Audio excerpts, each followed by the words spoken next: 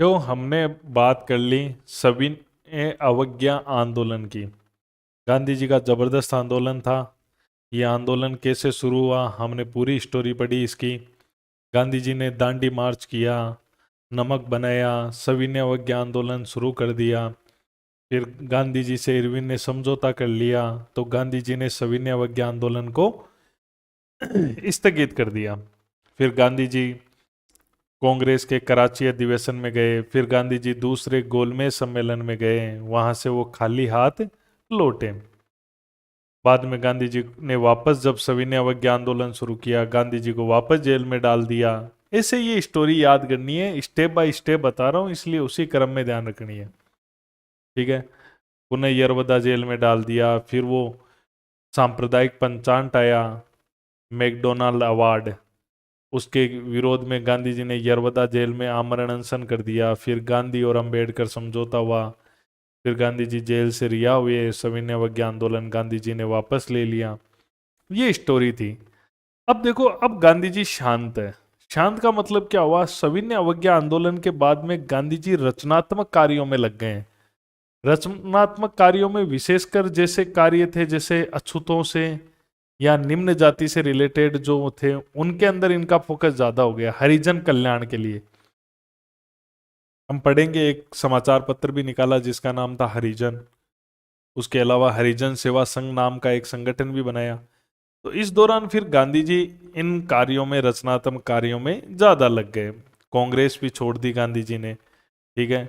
सक्रिय जो कांग्रेस की सदस्यता है उससे भी उन्होंने त्याग पत्र दे दिया था।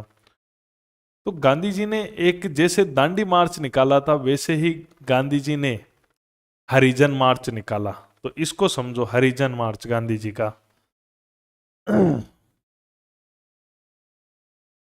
हरिजन मार्च।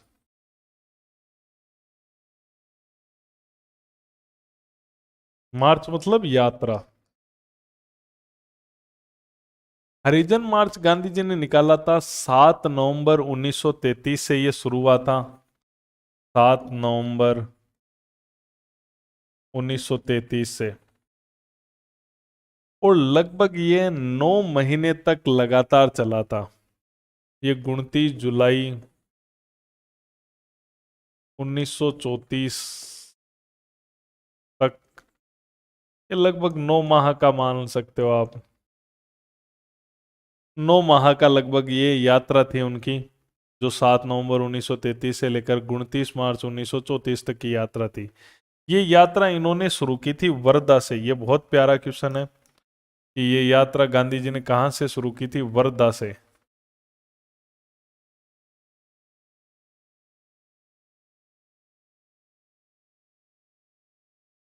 गांधी जी वर्धा आश्रम में रहने लग गए थे, और वर्धा के अंदर उन्होंने हरिजन मार्च की शुरुआत वर्धा से की थी। गांधी जी का एक कथन है भी है कि क्या कोई मेरे सम्मुख ये प्रमाणित कर सकता है कि अस्पृश्यता हिंदू धर्म का अभिन्न अंग है? गांधी जी का ये कथन है जो गांधी जी ने इस यात्रा के दौरान कहा था। गांधी जी का कथन कि कोई मेरे सामने यह प्रमाणित कर सकता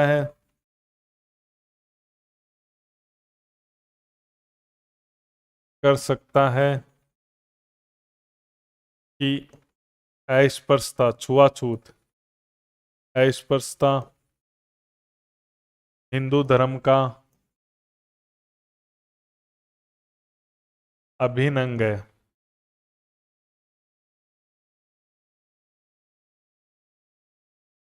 गांधी जी ने कहा कि ये हिंदू धर्म का पार्ट है ही नहीं। उसका कोई मेरे सामने आके बताए तो सही कि वास्तव में हिंदू धर्म का है ये हिस्सा, छुआछूत। ऐसा हिंदू धर्म में नहीं होता है। तो गांधी जी, एक चीज आप देख रहे हो कि गांधी जी सविनय अवज्ञा आंदोलन के बाद में रचनात्मक कार्यों के अंदर रुचि लेने लग गए। ठीक है। तो उसके अलावा इस दौरान 1935 का एक्ट भी आया बाद में। 1935 का एक्ट आया। ठीक है। गांधी जी ने ज्यादा विरोध तो नहीं किया 1935 का।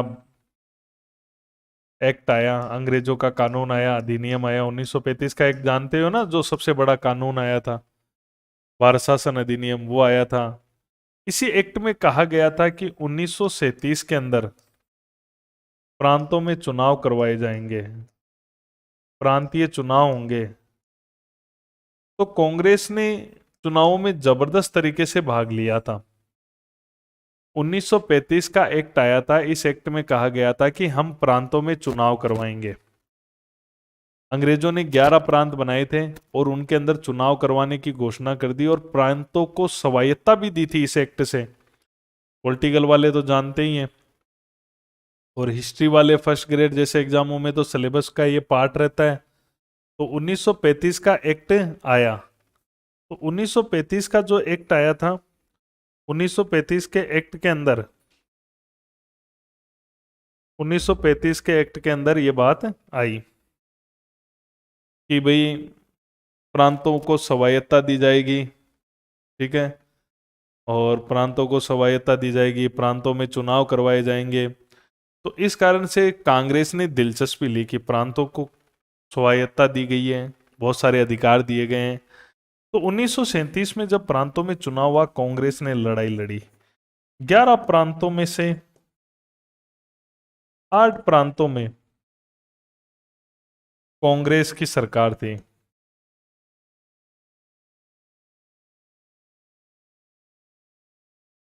जबरदस्त रिजल्ट आया। कांग्रेस की एक तो स्पष्ट सरकार थी, और कहीं पर कांग्रेस समर्थित लोगों की सरकार थी, कांग्रेस ने सपोर्ट दे रखा था, उनकी सरकार थी। तो कांग्रेस के सपोर्ट से ही बनी 11 में से 8 प्रांतों में सरकार। कांग्रेस का बढ़िया रिजल्ट आया, ठीक है। उसके बाद में क्या होता है, 1929 की बात है। 1929 के अंदर सेकेंड वर्ल्ड वार शुरू हो जाता है, द्वितीय विश्व युद्ध। सेकेंड वर्ल्ड वार, द्वितीय विश्व युद्ध शुरू हो जाता है। और इस सेकेंड वर्ल्ड वार में 1939 के अंदर क्या होता है कि कांग्रेस की अनुमति के बगैर ही, अनुमति के बिना ही अंग्रेजों ने भारत को भी द्वितीय विश्व युद्ध में झोंक दिया, शामिल कर दिया।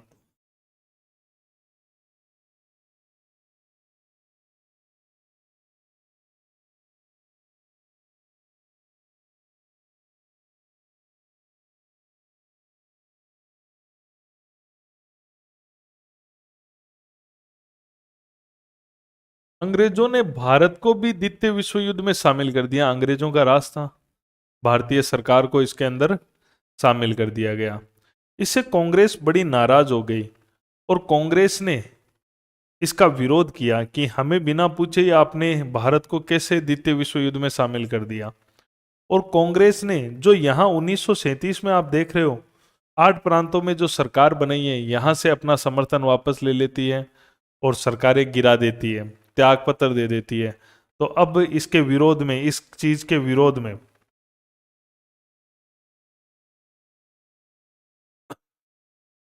ये बात है, लगभग 5-6 नवंबर की बात है, ये 5-6 नवंबर के आसपास की बातें हैं ये। 5 नवंबर को 1939 को कांग्रेस ने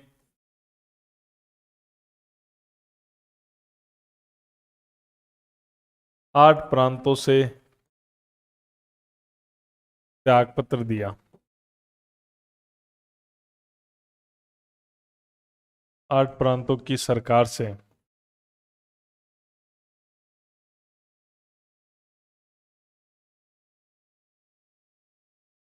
कांग्रेस ने त्यागपत्र दे दिया कि भाई आपने हमसे पूछा नहीं और भारत को कैसे सेकेंड वर्ल्ड वार में शामिल कर दिया।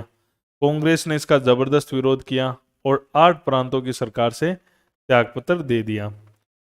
जब कांग्रेस ने त्यागपत्र दे दिया तो खुश कौन हुए? मुस्लिम लीग खुश हुई, क्योंकि मुस्लिम लीग ने भी प्रांतों का चुनाव लड़ा था और उसको सही रिजल्ट नहीं मिला था।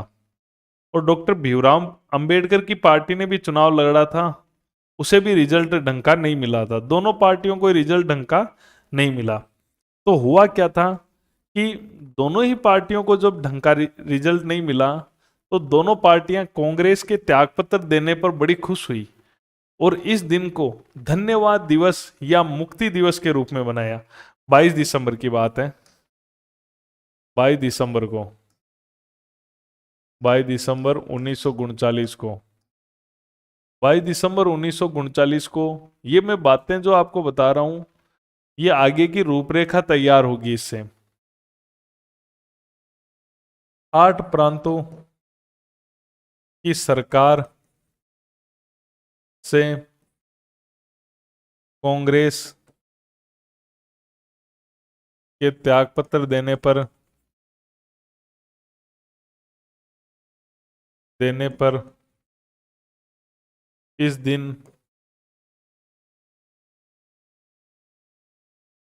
धन्यवाद दिवस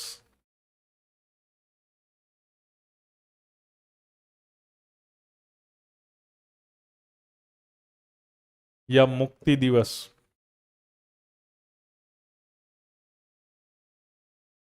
मनाया। किसने मनाया था? एक तो बनाया था मुस्लिम लीग ने, और एक बनाया था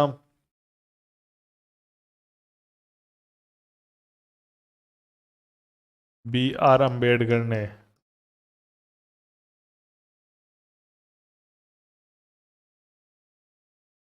इनकी पार्टियों ने चुनाव लड़े थे, लेकिन इनको कोई खास फायदा नहीं हुआ था। अब देखो, कांग्रेस की बैठक होती है, कांग्रेस का जो हर साल अधिवेशन चलता है, ये वैसे चल रहा था। और 1940 के अंदर कांग्रेस का रामगढ़ अधिवेशन होता है। पहली बार कांग्रेस किसी गांव के अंदर, गांव में पहला तो फैजपुर था, रामगढ़ अधिवेशन होता है। 1940 के अंदर कांग्रेस का रामगढ़ अधिवेशन होता है, जो कि पहले बिहार में पड़ता था, अब झारखंड में पड़ता है रामगढ़। यहां पर अधिवेशन होता है और इसकी अध्यक्षता करते हैं मौलाना आजाद। मौलाना आजाद, पूरा नाम कहूं तो मौलाना अब्बुल कलाम आजाद। मौलाना अब्बुल कलाम इसकी रामगढ़ अधिवेशन की अध्यक्षता करते हैं।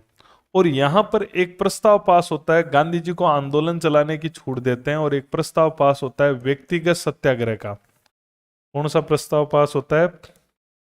व्यक्तिगत सत्याग्रह का। गांधी जी को कहते हैं कि आप अंग्रेजों के खिलाफ आंदोलन चलाओ।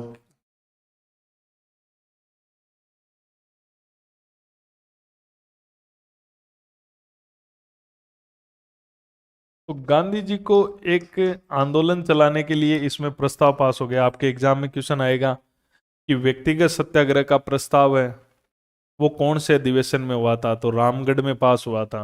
जैसे सविनय अवज्ञा वाला लाहौर में हुआ था, और जो असहयोग वाला था वो नागपुर में हुआ था। तो ये चीजें आपको ध्यान में होनी चाहिए कि कांग्रेस के किस अधिवेशन में प्रस्ताव पास हुआ है।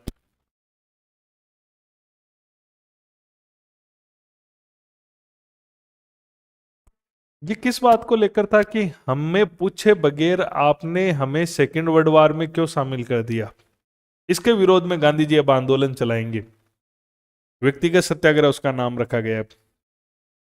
अब देखो, इस बीच लालच देने की सोचते हैं गवर्नर जनरल। उनके टेंशन हो जाती है कि गांधी जी तो आंदोलन चला देंगे, हमारे तो वैसे ही समस्याएं हैं, हमारे तो पहले से ही युद्ध चल रहा है, और युद्ध में हम हार भी रहे हैं, शुरू शुरू में तो ऐसी स्थितियां थी। तो यहाँ वायसराय जो था, गवर्नर जनरल था, वो चिंता में था। तो उसने एक प्रस्ताव लेकर आया जिसे अगस्त प्रस्ताव कहते हैं। ये 1940 में लेकर आया था अगस्त प्रस्ताव।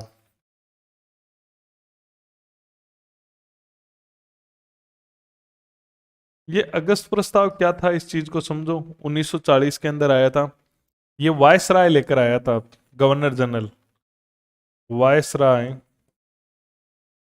लॉर्ड लिन लिथगो था, वो ये प्रस्ताव लेकर आया था।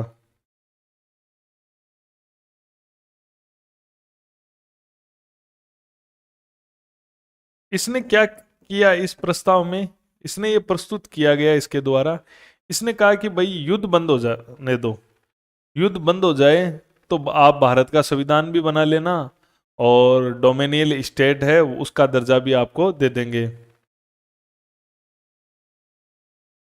इसमें दो बातें कही गई, डोमिनियल स्टेट का दर्जा दे देंगे, औपनिवेशिक राज्य का, डोमिनियल स्टेट का दर्जा वह भारतीयों द्वारा संविधान निर्माण की बात कही।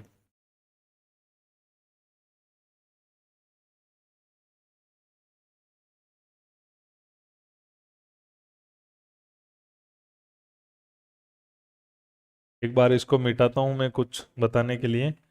युद्ध के बाद यह शर्त ऐसी थी कि युद्ध बंद होने के बाद, युद्ध के बाद कि आप ना, आप हमारा विरोध मत करो, युद्ध चल रहा है, आप हमारा सपोर्ट करो, कांग्रेस को और सबको कहा कि आप सपोर्ट करो, आप आंदोलन मत चलाओ, आप सपोर्ट करो, ये मेरा एक प्रस्ताव है आपके सामने कि युद्ध बंद हो जाएगा, युद्ध के बाद मैं आपको डोमिनियल स्टेट का दर्जा दिलवा दूंगा, औपनिवेशिक राज्य का दर्जा दिला दूंगा और आपको आपका संविधान भी आप बना लोगे। लेकिन गांधी जी इस अगस्त प्रस्ताव से खुश नहीं थे। मैं गांधी जी के बारे में बता रहा हूं इसलिए गांधी जी की स्टोरी बताऊंगा। तो गांधी जी ने कहा यहां पे,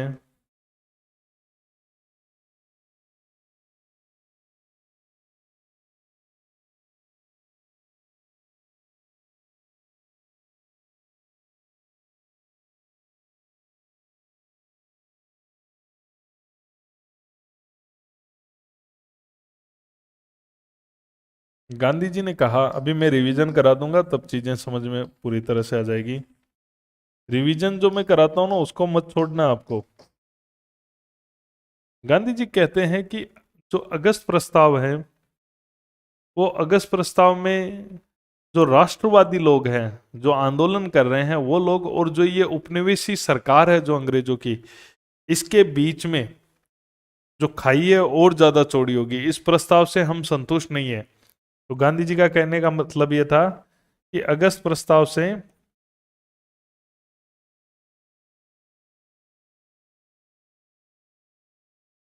राष्ट्रवादियों व जो अंग्रेजी सरकार है, उपनिवेशी सरकार है,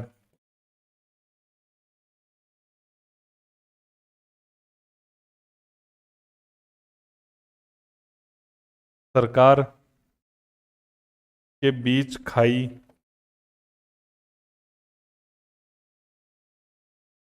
और चौड़ी होगी।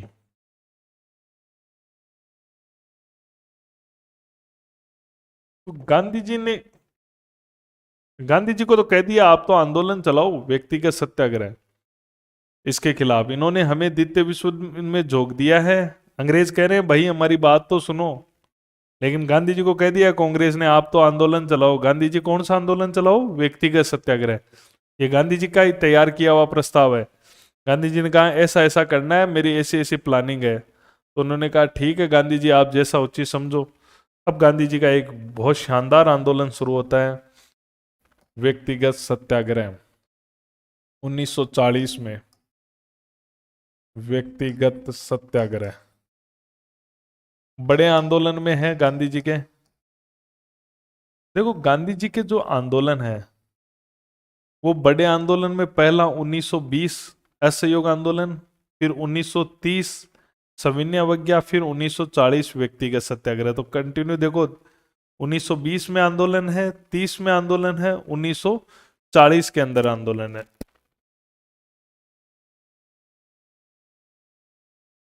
तो डेटे अच्छी तरह से आप इस प्रकार से याद कर सकते हो। 40 के अंदर व्यक्तिगत सत्याग्रह शुरू हुआ, ठीक है। इस आंदोलन को देखते हैं, व्यक्तिगत सत्याग्रह आंदोलन को। 1940 व्यक्तिगत सत्याग्रह क्या था, क्या इसकी रूपरेखा गांधी जी ने बनाकर प्रस्ताव पास करवाया था? ये आंदोलन जो शुरू हुआ था, ये शुरू हुआ था पवनार से। पवनार एक महाराष्ट्र में जगह है, वहां से शुरू हुआ था और ये शुरू हुआ था, इसकी डेट थी 17 अक्टूबर 1940। 17 अक्टूबर 1940 को पवनार, पवनार महाराष्ट्र से। तो ध्यान रखना ये व्यक्तिगत सत्याग्रह शुरू हुआ। व्यक्तिगत सत्याग्रह का नेतृत्व किसने किया? गांधी जी ने शुरू किया। नेतृत्व गांधी जी के हाथ में ही तो था। गांधी जी के नेतृत्व में शुरू हुआ। लेकिन इसमें क्या था? गांधी जी ने कहा कि प्रत्येक एक व्यक्ति को सत्याग्रही मैं बनाऊंगा, और वो व्यक्ति क्या है, अंग्रेजों के सामने जाएगा और उनका विरोध करेगा। उनका विरोध करेगा अंग्रेजों के प्रति। प्रतीकात्मक विरोध कहा जाता है इसको, नैतिक प्रतीकात्मक विरोध, कि उनके सामने जाओगे और उनका विरोध करोगे। पर्सनल आदमी, तो इस प्रकार से ये व्यक्तिगत हो गया ना, पर्सनल है। इसे दिल्ली चलो आंदोलन भी कहते हैं, वेरी इंपॉर्टेंट है। इसे दिल्ली चलो आंदोलन भी कहते हैं।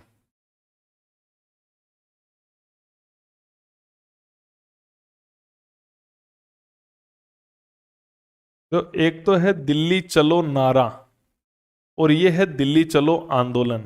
ठीक है, दिल्ली चलो नारा किसका है? नारा पूछे ना दिल्ली चलो, तो दिल्ली चलो नारा सुभाष चंद्र बोस का है। इसमें क्या था? अंग्रेजों के प्रति, इसके अंदर व्यक्तिगत सत्याग्रह में अंग्रेजों के प्रति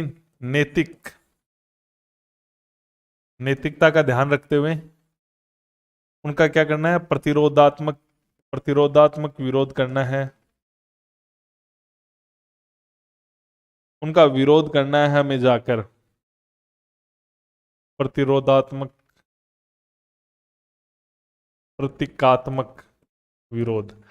यानी ऐसा लगना चाहिए कि एक प्रतीकात्मक विरोध है, प्रतीक के रूप में। भाई एक एक आदमी सत्याग्रह तो चला नहीं सकता व्यक्तिगत, लेकिन एक प्रतीक के रूप में उनको कि हाँ हम विरोध में हैं आपके। इसके अंदर गांधी जी ने क्या किया? टीम अलग अलग बनाई। इन्होंने प्रथम सत्याग्रही बनाया। इन्होंने क्या, इस आंदोलन में अलग अलग सत्याग्रही नियुक्त किए।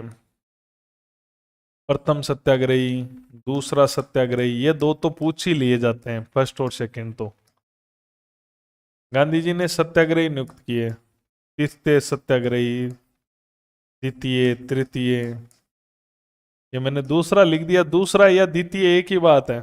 ठीक है, इस प्रकार से इन्होंने सत्याग्रही नियुक्त किए।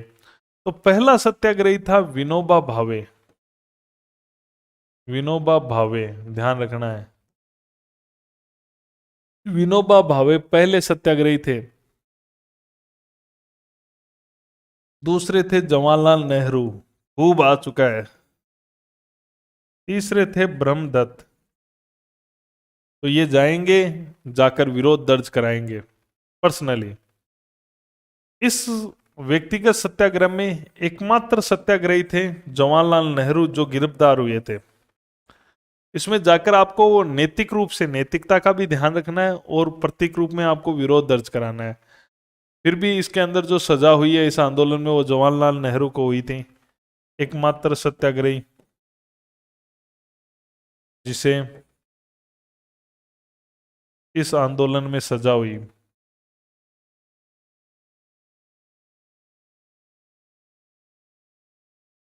जवाहरलाल नेहरू पर मुकदमा दर्ज हुआ और उन्हें सजा हुई इस मामले में। एकमात्र सत्याग्रही था जवाहरलाल नेहरू जिसको इसमें सजा हुई थी। देखो, आपने विनोबा भावे का नाम जरूर सुना होगा। गांधी जी के मरने के बाद उनके पदचिन्हों पर चलने वाला व्यक्ति है विनोबा भावे। गांधी जी के साथ सविनय अवज्ञा आंदोलन में जेल में भी गया था, व्यक्तिगत सत्याग्रह में भी गांधी जी के साथ। और गांधी जी ने सर्वोदय का विचार दिया था, उसके आधार पर इन्होंने सर्वोदय समाज भी बनाया था। सर्वोदय नोट लगा के बता रहा हूं मैं आपको, ध्यान रखना है, ये सर्वोदय शब्द है, ये गांधी जी की देन है। सर्वोदय शब्द, ये सर्वोदय शब्द किसने दिया था? महात्मा गांधी ने। हाँ, सर्वोदय समाज है ना, वो विनोबा भावे ने बनाया था। लेकिन सर्वोदय शब्द है ना, वो महात्मा गांधी का दिया हुआ है। ये चीज आपको ध्यान में रखनी है। तो इस प्रकार से एक व्यक्तिगत सत्याग्रह चालू किया गया पवनार से। इसे दिल्ली चलो भी कहते हैं। आप जाके अपना विरोध दर्ज कराओगे। इसमें प्रथम सत्याग्रही विनोबा भावे, दूसरे जवाहरलाल नेहरू, तीसरे ब्रह्मदत्त थे। और एकमात्र सत्याग्रही थे जिनको जेल जाना पड़ा था, इस मैटर में सजा भी हो गई जवाहरलाल नेहरू को। और ये सर्वोदय जो वर्ड है ये महात्मा गांधी का दिया हुआ है। हाँ, सर्वोदय समाज जो है वो विनोबा भावे का बनाया हुआ है।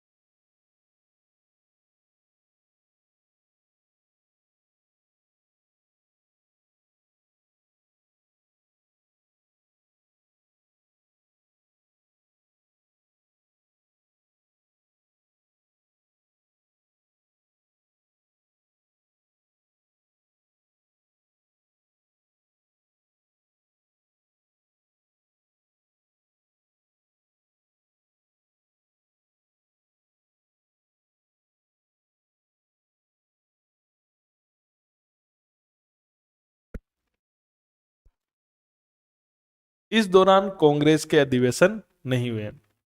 तो इस दौरान जब कांग्रेस के अधिवेशन नहीं होते हैं, तब कांग्रेस कमेटियों की बैठक होती है, जो कार्यकारिणी होती है उसकी बैठक होती है। तो कांग्रेस की कार्यकारिणी की बैठक हुई जुलाई 1942 के अंदर। यह बैठक बहुत इंपॉर्टेंट है इतिहास की दृष्टि से। 1942 में वर्धा महाराष्ट्र के अंदर, वर्धा महाराष्ट्र में है। कांग्रेस कमेटी की बैठक कर दूं या कांग्रेस कार्यकारिणी की बैठक कर दूं, एक ही बात है। कांग्रेस कमेटी की बैठक हुई, कांग्रेस के जो कार्यकारिणी के मेन मेन लोग होते थे उसकी बैठक हुई वर्धा के अंदर महाराष्ट्र में। ये बैठक हुई और यहां इसकी अध्यक्षता किसने की?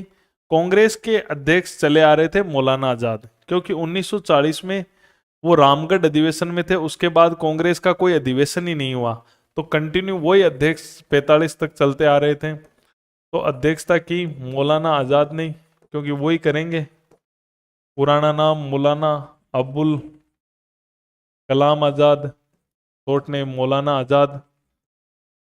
उन्होंने इस बैठक की अध्यक्षता की, क्योंकि वही कांग्रेस के अध्यक्ष हैं 40 से लेकर 45 तक। यहां पर भारत छोड़ो प्रस्ताव रखा गया, भारत छोड़ो प्रस्ताव। भारत छोड़ो का प्रस्ताव रखा गया और भारत छोड़ो का प्रस्ताव है, प्रस्ताव है वो पारित भी हो गया। तो प्रस्ताव का समर्थन जो किया था, जिसने समर्थन कह दो या अनुमोदन, फॉर्मेलिटी होती है ये। फॉर्मेलिटी क्या होती है कि कोई भी प्रस्ताव रखा जाता है तो एक तो रखने वाला होता है, एक उस प्रस्ताव का सपोर्ट करने वाला, समर्थन करने वाला होता है। ठीक है, जैसे जवाहरलाल नेहरू ने यह प्रस्ताव रखा था। अब जवाहरलाल नेहरू ने यह प्रस्ताव रख दिया, ठीक है, फिर एक फॉर्मेलिटी होती है कि एक आदमी खड़ा होकर उसका अनुमोदन करेगा। तो सरदार पटेल ने इसका समर्थन किया था, ध्यान रखना ये। और ये जो ड्राफ्ट किसने बनाया था भारत छोड़ो का, आलेख किसने बनाया था, भारत छोड़ो प्रस्ताव किसने लिखा था, प्रस्ताव किसने बनाया था, का आरेख कह दो, प्रारूप कह दो, प्रारूप कह दो, लेखक कह दो इसके, कौन है? खुद महात्मा गांधी। इसकी पूरी प्लानिंग महात्मा गांधी की प्रस्ताव की है, जो उन्होंने रखाया था जवाहरलाल नेहरू से, क्योंकि महात्मा गांधी तो कांग्रेस के मेंबर ही नहीं थे। एक्टिव मेंबरशिप से 1934 में त्यागपत्र दे चुके थे। तो गांधी जी तो आते ही नहीं थे मीटिंग के अंदर, और ये केवल कांग्रेस कमेटी की बैठक होती थी। तो ऐसे गांधी जी को बुला ले वो एक अलग बात है, गांधी जी लेकिन इस कार्यकारिणी के सदस्य नहीं थे। तो प्रस्ताव जवाहरलाल नेहरू ने रखा, अनुमोदन पटेल ने किया, और वास्तव में ये आलेख जो तैयार किया है, आरेख लिख दिया गया।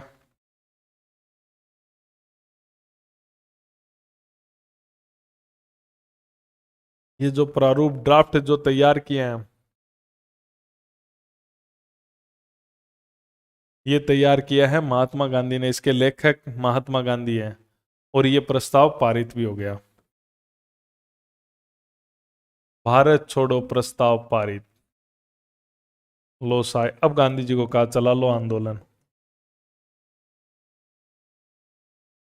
लो, गांधी जी को वर्धा में अनुमति मिल गई है आंदोलन चलाने की। अब गांधी जी का आंदोलन चलेगा, भारत छोड़ो आंदोलन। तो आपसे पूछेंगे ना कि गांधी जी का आंदोलन जो भारत छोड़ो है वो कहां से पारित हुआ था? हर आंदोलन पता होना चाहिए। तो यहां कांग्रेस अधिवेशन तो हो नहीं रहे हैं, तो कमेटी की बैठक हो रही है, कार्यकारिणी की बैठक हो रही है वर्धा में, वहां से पारित हुआ है भारत छोड़ो प्रस्ताव जुलाई 1942 के अंदर।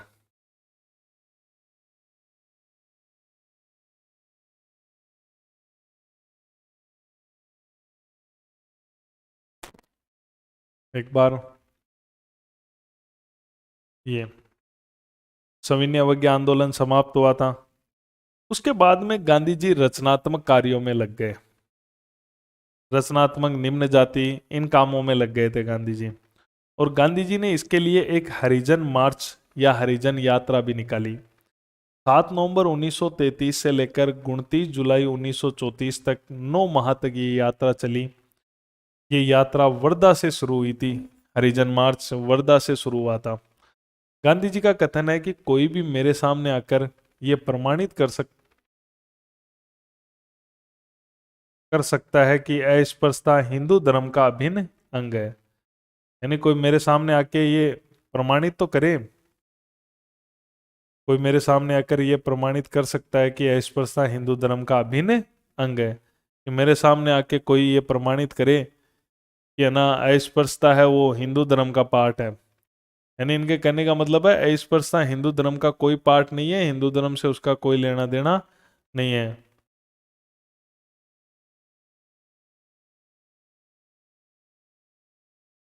तो क्या कोई मेरे सामने ये प्रमाणित कर सकता है कि 1935 को ये एक्ट आया, भारत शासन अधिनियम। और इस एक्ट में आया कि प्रांतों में चुनाव होंगे। 1937 में बढ़िया चुनाव हुए।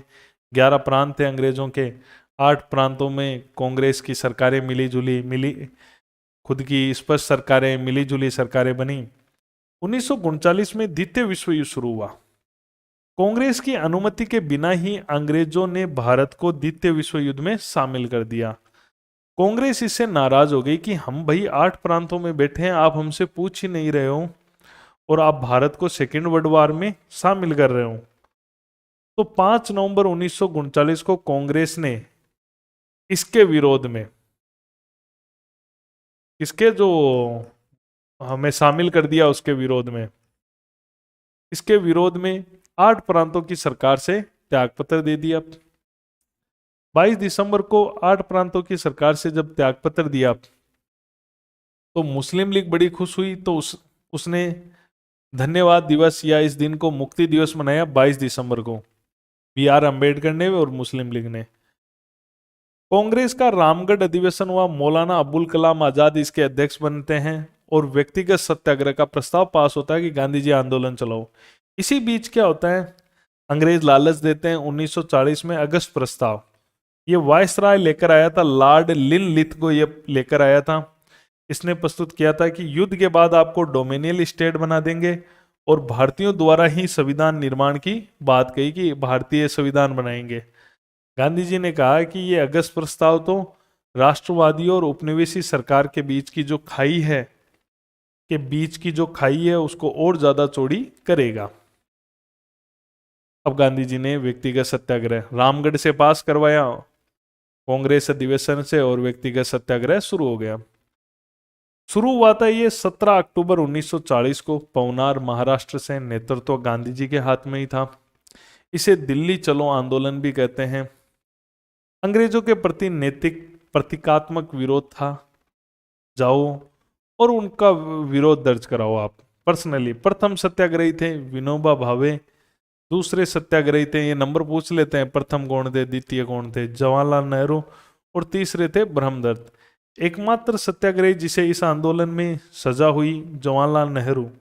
सर्वोदय शब्द दिया महात्मा गांधी ने। ये सर्वोदय वर्ड महात्मा गांधी का दिया हुआ है, क्योंकि कई बार कंफ्यूज हो जाते हो, क्योंकि सर्वोदय समाज है वो विनोबा भावे का बनाया हुआ समाज है।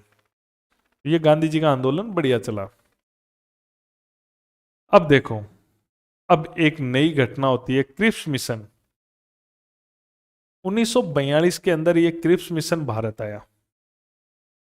गांधी जी ने इसका विरोध किया। क्यों विरोध किया? क्रिप्स मिशन भारत आया और क्या कहता है कि हम आपको डोमिनियल बना देंगे, आपके लिए एक निर्वाचित संविधान सभा बना देंगे।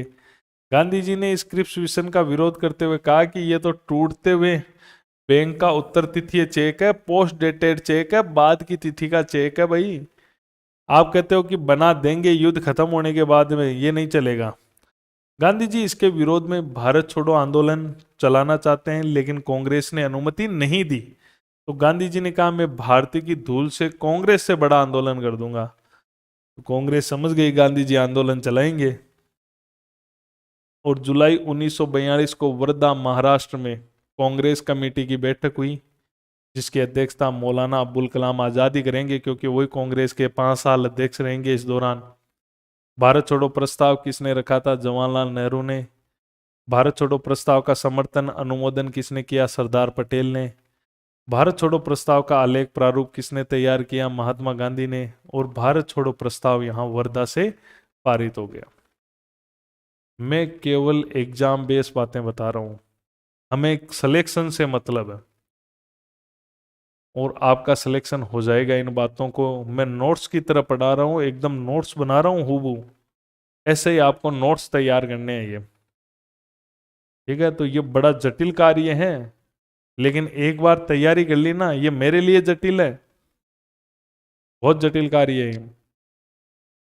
नहीं तो पेज दे दूं कि ये पीडीएफ पर यहां समझा दूं, तो उसका मजा नहीं है, एकदम नोट्स की तरह।